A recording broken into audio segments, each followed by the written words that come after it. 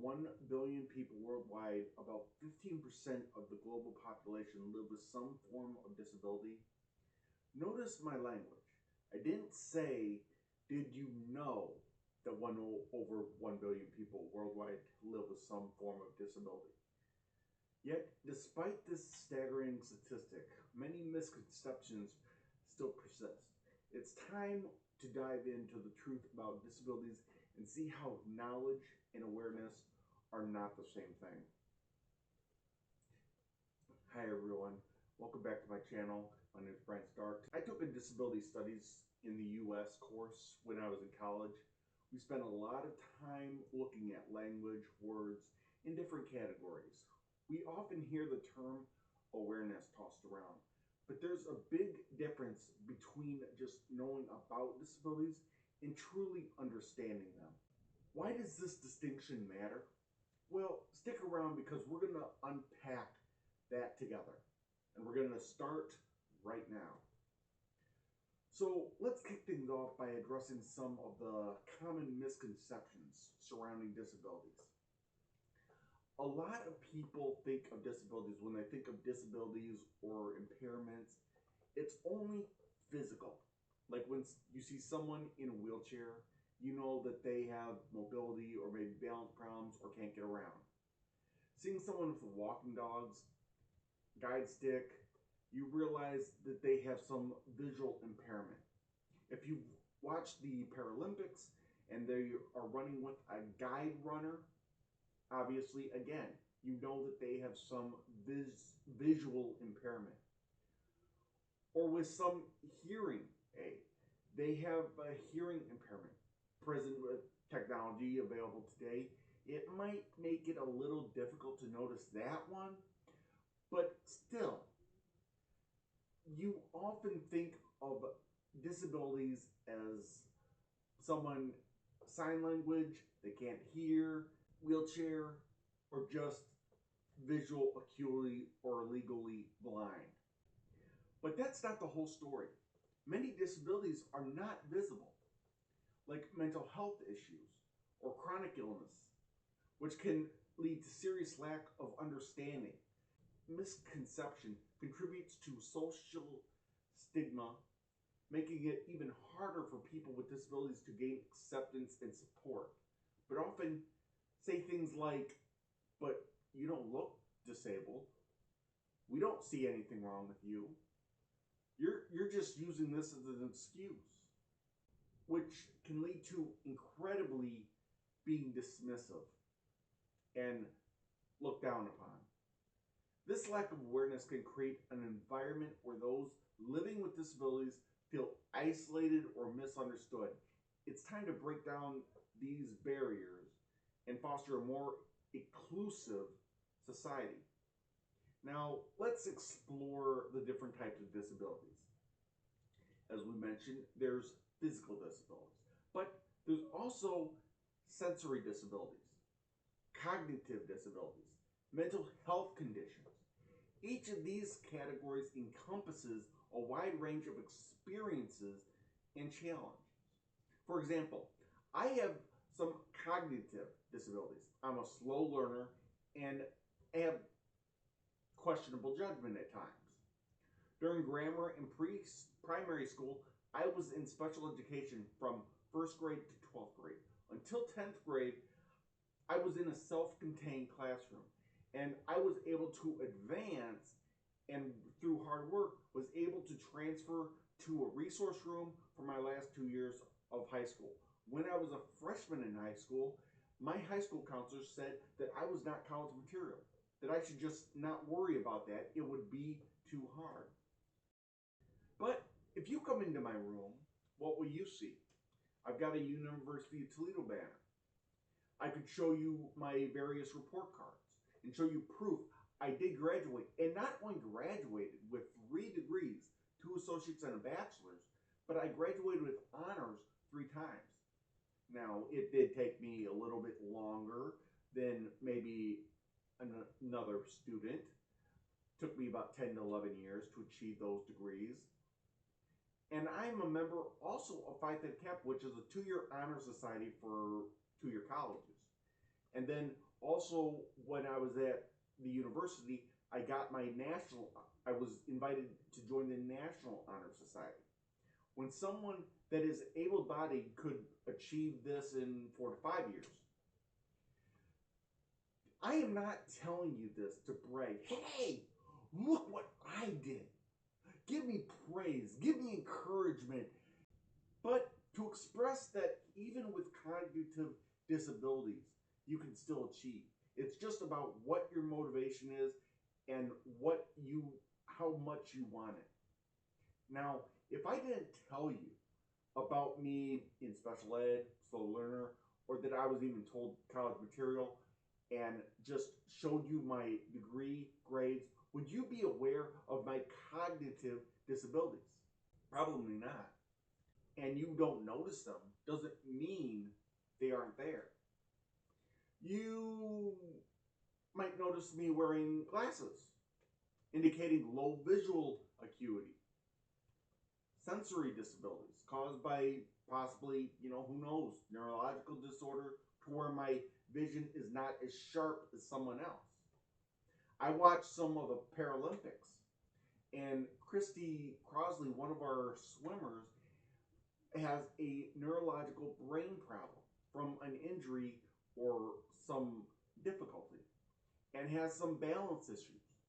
Upon winning the silver medal in the butterfly and breaststroke and breaking a world record in the qualifying that was later broken by the one that got gold in the finals of the stroke, I can't remember exactly what stroke it was, she was getting verbally bullied by other athletes questioning the quality of her disability and not accepting that the Olympic Committee said that her disability is a qualifying disability to compete.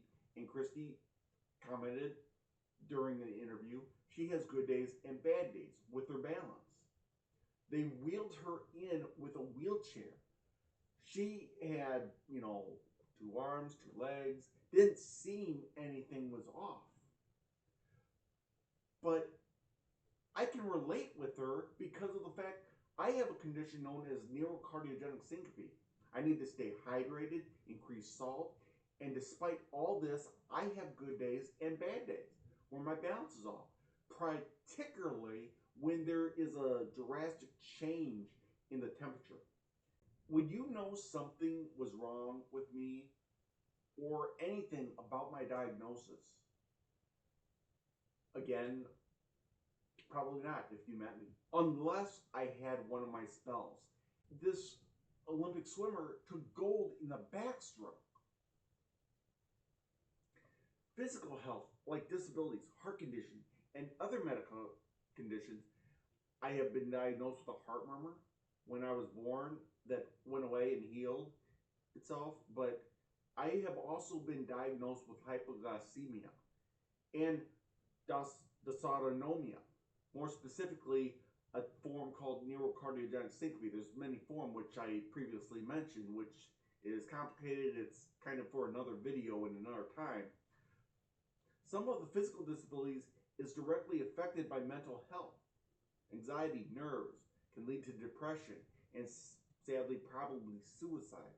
Now, when I was younger, I did have thoughts of suicide. Luckily, I had my parents and a lot of really supportive people in my life that got me through those years. I'm 49 now, so I made it this far. I'm probably going to go the distance here. But what does society say? And all able-bodied people say? Psychologists, parents, relatives that maybe don't have these problems. Just think positive. This illustrates for me a serious gap in awareness. Education and empathy are key here. And well, they aren't completely wrong. They're not lying. And it is true to a point. It's not as easy to stay focused and happy and content at all times and stay positive. The more we learn about different disabilities, the more we can foster understanding. It's vital to listen to those who lived experiences, like sharing stories where individuals describe their daily challenges and triumphs. These narratives can help us grasp the real impact of having a disability and why awareness is so crucial and not just knowing. Let me share a powerful insight that really drives this point home. I shared a little bit about my story, but not quite a year ago, a 17-year-old girl, Mackenzie Shirilla, was in a very serious car accident that killed two people, her boyfriend and his friend. She was charged and convicted by a judge on 2 counts of aggravated murder and sentenced to 15 years to life by Nancy Russo. Made obscure comments to Mackenzie, downgrading her person, and she was the judge that was the fact finder that found her guilty. In my estimation, I would say she committed, in downgrading her like she did, she committed symbolic murder in her very courtroom. I can't even call her or acknowledge her as a judge. The prosecution, when presented evidence of some medical diagnosis, was said to be irrelevant to the case. It didn't matter. It wouldn't change the fact that this accident didn't happen. It's about recognizing their humanity and potential. That case highlighted the difference between mere Nancy Russo knowledge of possible medical problems or disabilities and true awareness, or should I say lack of awareness, by the judge and the county prosecutor. Now, I have a video regarding the Mackenzie case and my analysis and how I thought the case went down. I'll put a link to those videos in the description below. I also have plenty of friends that have disabilities, but before we were actually friends, we saw physical characteristics, something was off, he or she is not acting what I would consider normal. But what is acting normal? Are any of us normal? What is normal to one person might not be normal to another person. Another, when you take the initiative to talk, communicate, and get to know them and see what's happening in their life, see, understanding and trying to get their story straight, to know what they go through. You see a person not for the disability, but for the person. When, if they would have saw the disability and understood exactly what happens to someone that has dysphagia, what happens when they have an episode, what could lead to the other things that could lead to this crash. You see the person, not the crime of what they're going through. You see the person, not how many tattoos, not how many piercings, or not even how many disabilities they have. Showing how a simple act of kindness can change not only someone's day or even their life, but yours as well. Because now you can understand a little bit about what they go through and become aware of the real problems that are caused by disabilities like dysautonomia. I truly believe Mackenzie was wrongfully convicted. And there were a lot of questions that I had that I answered in those other videos.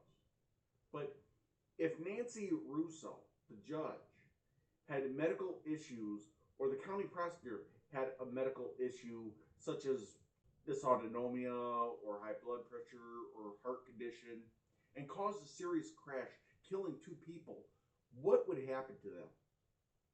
I think it would be a different story. If the prosecutor had a serious medical condition or the judge, the veil of ignorance was so apparent in that courtroom that if they had something like this, it would have been torn from their eyes, and they would have charged Mackenzie with a lower and more appropriate charge. The entire trial, when medical issues was brought up, was this argument by the prosecution that she did not disclose that to the DMV. She did not put that on her driving privileges, and if she would have, possibly she wouldn't have had a license, so she wouldn't have had this incident happen, and she wouldn't be serving 15 years in jail. That's the logic that the prosecutor would took. But what if the prosecutor had dysautonomia or some version of it? What if the judge had some version of it? What if they had a heart condition? What if they had diabetes that they didn't have a handle on? What if they had something else wrong with them? You know what? Judging by the arguments that the prosecutor put, I know for a fact that they truly believe that they needed to disclose any physical or mental or health problems on and inform the DNB of it, because they expected Mackenzie to do that. And I think you and I both know that there's no way that the prosecutor or the judge, if they had this situation, it would be a totally different story if they killed two people through some medical problems or medical issues. Differentiating between knowledge and awareness. When it comes to disabilities, it's crucial to move beyond just knowing the facts, figures, and about the different abilities or symptoms, and to embrace a genuine understanding of the challenges faced by those with disabilities. By doing this, we can create a more empathetic and inclusive world for everyone. Now, I'd love to hear from you.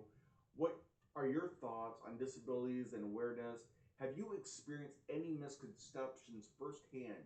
Drop your comments below, and if you found this video insightful, make sure you check out my other videos. Make sure you check out the ones that I've done on various trials on just how to look at a different side of things and related topics. And don't forget to like, subscribe, and also share.